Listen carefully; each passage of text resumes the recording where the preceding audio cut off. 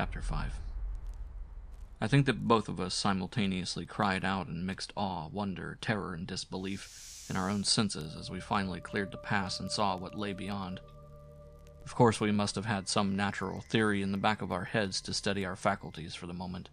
Probably we thought of such things as the grotesquely weathered stones of the Garden of the Gods in Colorado, or the fantastically symmetrical, wind-carved rocks of the Arizona desert. Perhaps we even half-thought the side of mirage like that we had seen the morning before on first approaching those mountains of madness. We must have had some such normal notions to fall back upon as our eyes swept that limitless, tempest-scarred plateau and grasped the almost endless labyrinth of colossal, regular, and geometrically eurythmic stone masses which reared their crumbled and pitted crests above a glacial sheet not more than 40 or 50 feet deep at its thickest, and in places obviously thinner. The effect of the monstrous sight was indescribable, for some fiendish violation of known natural law seemed certain at the outset.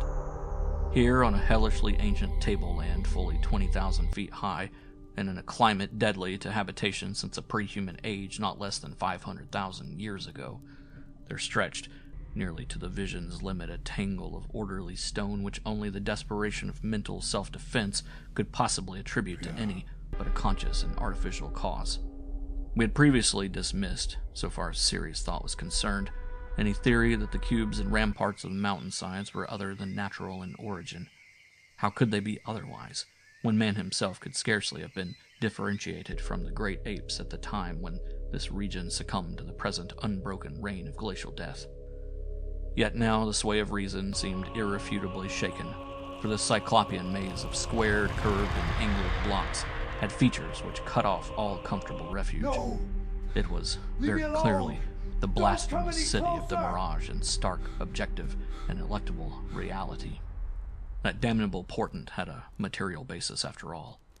There had been some horizontal stratum of ice dust in the upper air, and this shocking stone survival had projected its image across the mountains, according to the simple laws of reflection. Of course, the phantom had been twisted and exaggerated, and had contained things which the real source did not contain. Yet now, as we saw that real source, Look at the details we thought it even more hideous and menacing than its distant image. And this section here, only the incredible, exactly as unhuman described. massiveness of these vast stone towers and ramparts had saved the frightful thing from utter annihilation in the hundreds of thousands, perhaps millions of years it had brooded there amidst the blasts of a bleak upland. Corona Mundi, roof of the world. All sorts of fantastic phrases sprang to our lips as we looked dizzily down at the unbelievable spectacle. I thought again of the eldritch primal myths that had so persistently haunted me since my first sight of this dead Antarctic world, of the demoniac plateau of Ling, of the Migo, or abominable snowmen of the Himalayas, of the narcotic manuscripts with their pre-human implications, of the Cthulhu cult, of the Necronomicon, and of the Hyperborean legends of formless Sugthagua, and the worse than formless star spawn associated with that semi-entity. For boundless miles in every direction the thing stretched off with very little thinning. Indeed, as our eyes followed it to the right and left along the base of the low gradual foothills which separated it from the actual mountain rim, we decided that we could see no thinning at all except for an interruption at the left of the pass through which we had come. We had merely struck, at random, a limited part of something of incalculable extent.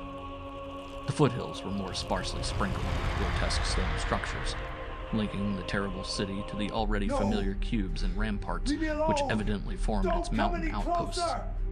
These latter, as well as the queer cave mouths, were as thick on the inner as on the outer sides of the mountains.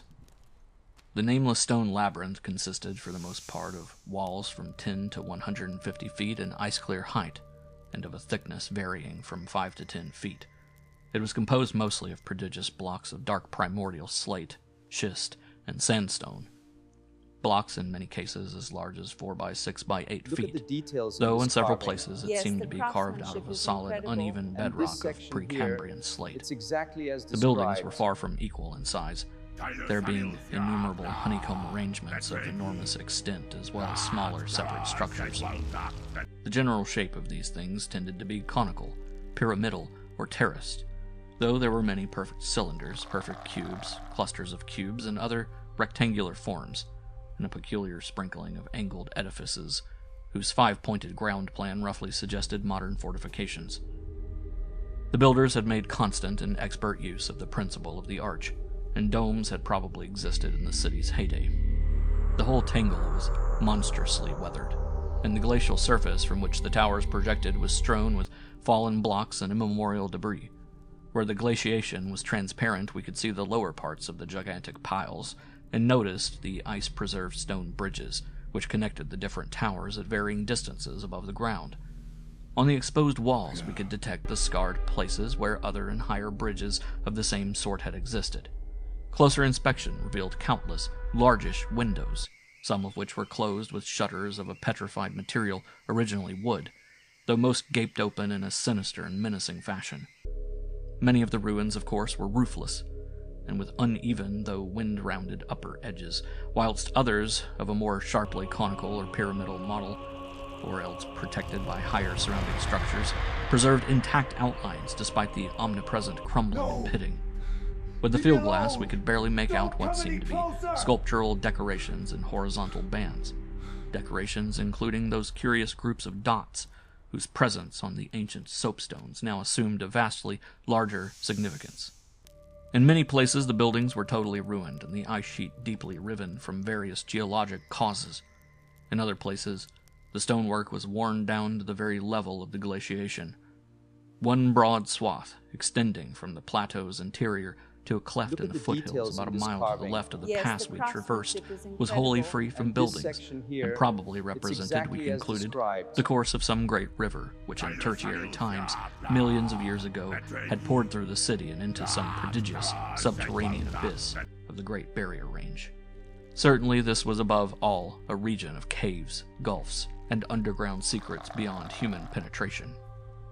Looking back to our sensations and recalling our dazedness at viewing this monstrous survival from eons we had thought pre-human, I can only wonder that we preserved the semblance of equilibrium which we did. Of course we knew that something, chronology, scientific theory, our own consciousness, was woefully awry, yet we kept enough poise to guide the plane, observe many things quite minutely, and take a careful series of photographs which may yet serve both us and the world in good stead. In my case, ingrained scientific habit may have helped, for above all my bewilderment and sense of menace there burned a dominant curiosity to fathom more of this age-old secret, to know what sort of beings had built and lived in this incalculably gigantic place, and what relation to the general world of its time or of other times so unique a concentration of life could have had. For this place could be no ordinary city. It must have formed the primary nucleus and center of some archaic and unbelievable chapter of Earth's history, whose outward ramifications, recalled only dimly in the most obscure and distorted myths, had vanished utterly amid the chaos of terrene convulsions long before any human race we know had shambled out of apedom. Here sprawled a Paleogean megalopolis, compared with which the fabled Atlantis and Lemuria, Comorium and Azoldarum, and Olatho, in the land of Lomar, are recent things of today, not even of yesterday, a megalopolis ranking with such whispered pre-human blasphemies as Volusia, Relea, Ib, in the land of Mnar, and the nameless city of Arabia Deserta. As we flew above that tangle of stark Titan towers, my imagination sometimes escaped all bounds and roved aimlessly in realms of fantastic associations, even weaving links betwixt this lost world and some of my own wildest dreams concerning the mad horror at the camp. The plane's fuel tank, in the interest of greater lightness, had been only partly filled, hence we now had to exert caution in our explorations. Even so, however, we covered an enormous extent of ground, or rather, air, after swooping down to a level where the wind became virtually negligible. There seemed to be no limit to the mountain range or to the length of the frightful stone city which bordered its inner foothills. 50 miles of flight in each direction showed no major change in the labyrinth of rock and masonry that clawed up, corpse-like, through the eternal ice. There were, though, some highly absorbing diversifications, such as the carvings on the canyon where that broad river had once pierced the foothills and approached its sinking place in the great range. The headlands at the stream's entrance had been boldly carved into cyclopean pylons, and something about the ridgy, barrel-shaped designs stirred up oddly vague, hateful, and confusing semi-remembrances in both Danforth and me. We also came upon several star-shaped open spaces, evidently public squares, and noted various undulations in the terrain. Where a sharp hill rose, it was generally hollowed out into some sort of rambling stone edifice. But there were at least two exceptions. Of these latter, one was too badly weathered to disclose what had been on the jutting eminence, while the other still bore a fantastic conical monument, carved out of the solid rock and roughly resembling such things as the well-known Snake Tomb in the ancient Valley of Petra. Flying inland from the mountains, we discovered that the city was not of infinite width, even though its length along the foothills seemed endless. After about 30 miles, the grotesque stone buildings began to thin out, and in 10 more miles we came to an unbroken waste, virtually without signs of sentient artifice. The course of the river beyond the city seemed marked by a broad, depressed line, while the land assumed a somewhat greater ruggedness, seeming to slope slightly upward as it receded in the mist-hazed west. So far we had made no landing, yet to leave the plateau without an attempt at entering some of the monstrous structures would have been inconceivable. Accordingly, we decided to find a smooth place on the foothills near our navigable pass, there grounding the plane and preparing to do some exploration on foot. Though these gradual slopes were partly covered with a scattering of ruins, low flying soon disclosed an ample number of possible landing places, selecting that nearest to the pass, since our next flight would be across the Great Range and back to camp. We succeeded about 12:30 p.m. in coming down on smooth, hard snowfield, wholly devoid of obstacles and well adapted to a swift and favorable takeoff later on. It did not seem necessary to protect the plane with a snow banking for so brief a time and in so comfortable an absence of high winds at this level. Hence, we merely saw that the landing skis were safely lodged and that the vital parts of the mechanism were guarded against the cold. For our foot journey, we discarded the heaviest of our flying furs and took with us a small outfit consisting of pocket compass, hand camera, light provisions, voluminous notebooks and paper, geologist's hammer and chisel, specimen bags, coil of climbing rope, and powerful electric torches with extra batteries. This equipment having been carried in the plane on the chance that we might be able to effect a landing, take ground pictures, make drawings and topographical sketches, and obtain rock specimens from some bare slope, outcropping, or mountain cave. Fortunately, we had a supply of extra paper to tear up, place in a square specimen bag, and use on the ancient principle of hare and hounds for marking our course in any interior mazes we might be able to penetrate. This had been brought in case we found some cave system, with air quiet enough to allow such a rapid and easy method in place of the usual rock-chipping method of trailblazing. Walking cautiously downhill over the crusted snow toward the stupendous stone labyrinth that loomed against the opalescent west, we felt almost as keen a sense of imminent marvels as we had felt on approaching the unfathomed mountain pass 4 hours previously. True, we had become visually familiar with the incredible secret concealed by the barrier peaks, yet the prospect of actually entering primordial walls reared by conscious beings perhaps millions of years ago, before any known race of men could have existed, was nonetheless awesome and potentially terrible in its implications of cosmic abnormality. Though the thinness of the air at this prodigious altitude made exertion somewhat more difficult than usual, both Danforth and I found ourselves bearing up very well, and felt equal to almost any task which might fall to our lot. It took only a few steps to bring us to a shapeless ruin worn level with the snow, while 10 or 15 rods farther on there was a huge, roofless rampart, still complete in its gigantic, 5-pointed outline, and rising to an irregular height of 10 or 11 feet. For this latter we headed, and when at last we were able actually to touch its weathered cyclopean blocks, we felt that we had established an unprecedented and almost blasphemous link with forgotten eons, normally closed to our species. This rampart, shaped like a star and perhaps 300 feet from point to point, was built of Jurassic sandstone blocks of irregular size, averaging 6 by 8 feet in surface. There was a row of arched loopholes or windows about 4 feet wide and 5 feet high, spaced quite symmetrically along the points of the star and at its inner angles, and with the bottoms about 4 feet from the glaciated surface. Looking through these, we could see that the masonry was fully 5 feet thick, that there were no partitions remaining within, and that there were traces of banded carvings or bas-reliefs on the interior walls. Facts we had indeed guessed before when flying low over this rampart and others like it. Though lower parts must have originally existed, all traces of such things were now wholly obscured by the deep layer of ice and snow at this point. Look at the details in We this crawled carving. through one of the Yes, windows the and vainly tried to craftsmanship is decipher incredible. the nearly And this effaced section mural here, designs, it's exactly but did not as attempt to described. disturb the glaciated floor. Our orientation flights had indicated that many buildings in the city proper were less ice-choked, and that we might perhaps find wholly clear interiors leading to the true ground level if we entered those structures still roofed at the top. Before we left the rampart, we photographed it carefully, and studied its mortarless, cyclopean masonry with complete bewilderment. We wished that Pabodie were present, for his engineering knowledge might have helped us guess how such titanic blocks could have been handled in that unbelievably remote age when the city and its outskirts were built up.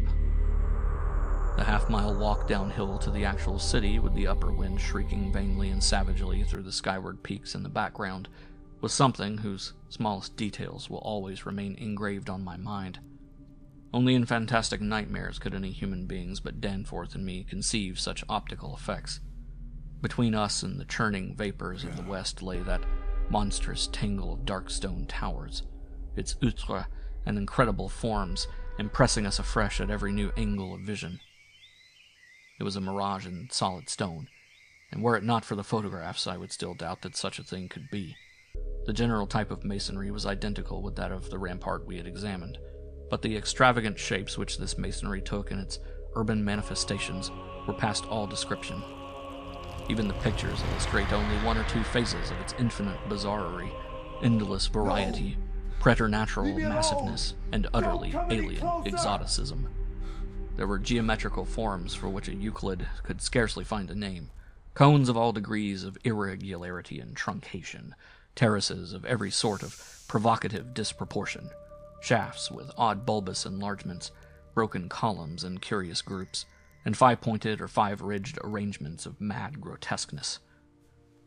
As we drew nearer, we could see beneath certain transparent parts of the ice sheet and detect some Look of at the the details tubular in this stone carving. bridges that Yes, connected the the craftsmanship crazily is sprinkled incredible. And structures this at various section heights. here, it's exactly Of orderly as streets described. there seemed to be none, the only broad open swath being a mile to the left, where the ancient river had doubtless flowed through the town into the mountains.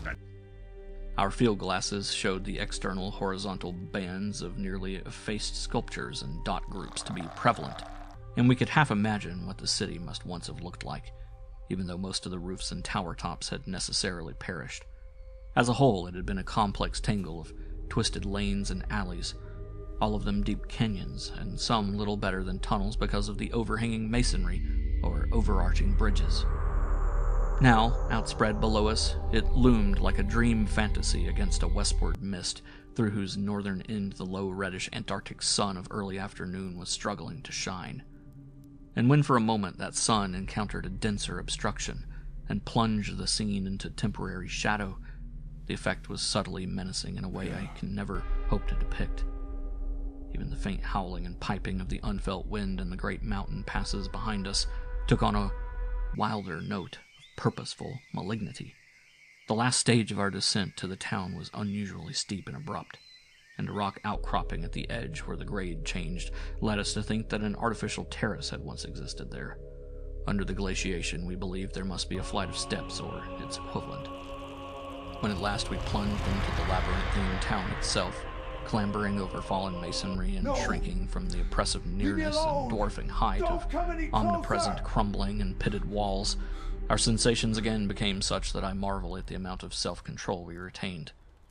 Danforth was frankly jumpy, and began making some offensively irrelevant speculations about the horror at the camp, which I resented all the more because I could not help sharing certain conclusions forced upon us by many features of this morbid survival from nightmare antiquity. The speculations worked on his imagination, too, for in one place where a details in this debris-littered carving. alley Yes, turned the a sharp corner, craftsmanship is he insisted incredible. that he saw And this faint section traces here, of ground markings, it's exactly which as he did not described. like, whilst elsewhere he stopped to listen to a subtle imaginary sound from some undefined point. A muffled, musical piping, he said, not unlike that of the wind in the mountain caves, yet somehow disturbingly different. the ceaseless five-pointedness of the surrounding architecture and of the few distinguishable mural arabesques had a dimly sinister suggestiveness we could not escape, and gave us a touch of terrible subconscious certainty concerning the primal entities which had reared and dwelt in this unhallowed place. Nevertheless, our scientific and adventurous souls were not wholly dead, and we mechanically carried out our program of chipping specimens from all the different rock types represented in the masonry. We wished a rather full set in order to draw better conclusions regarding the age of the place. Nothing in the great outer walls seemed to date from later than the Jurassic and Comanchean periods, nor was any piece of stone in the entire place of a greater recency than the Pliocene age.